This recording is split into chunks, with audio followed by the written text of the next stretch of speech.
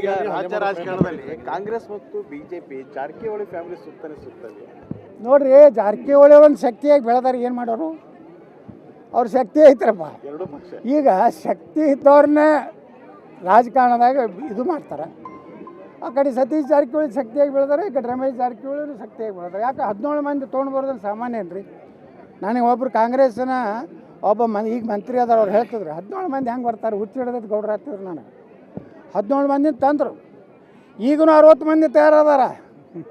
60 ಮಂದಿ ready, attention ಆತರ. ಆದರೂ ನಾವು ದೇವರಾಣೆ ಮಾಡಿ ಹೇಳ್ತೀನಿ, ನಮ್ಗೆ ಅದ್ರ ಇಚ್ಛೆ ಇಲ್ಲ.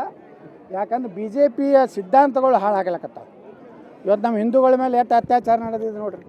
ಹಿಂದೂಗಳ ಮೇಲೆ ಇವತ್ತು ನೋಡ್ರಿ, ನಮ್ಮ ಲವ್ ಜಿಹಾದ್ ಜೇವರಿಗೆ ಎಲ್ಲಿ ಆಯಿತು.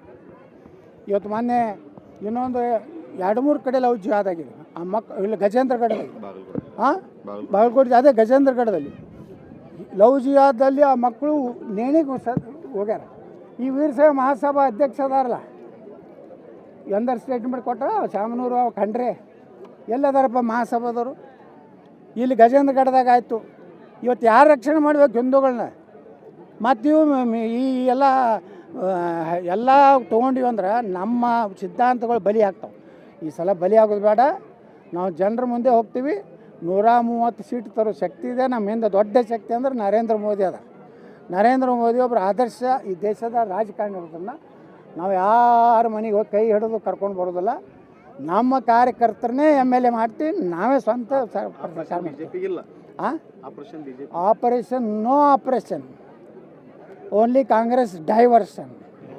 ಓನ್ಲಿ ಮುಂದೆ ನಮ್ಮ BJP ರಾಜ್ಯದಲ್ಲಿ ಜನ ಪರ್ಮಿಷನ್ ಕೊಡ್ತಾರೆ, ನಾವು ಸಿಲೆಕ್ಷನ್ ಆಗ್ತೀವಿ, ನಾವು ಸರ್ಕಾರ ನಡೆಸ್ತೀವಿ.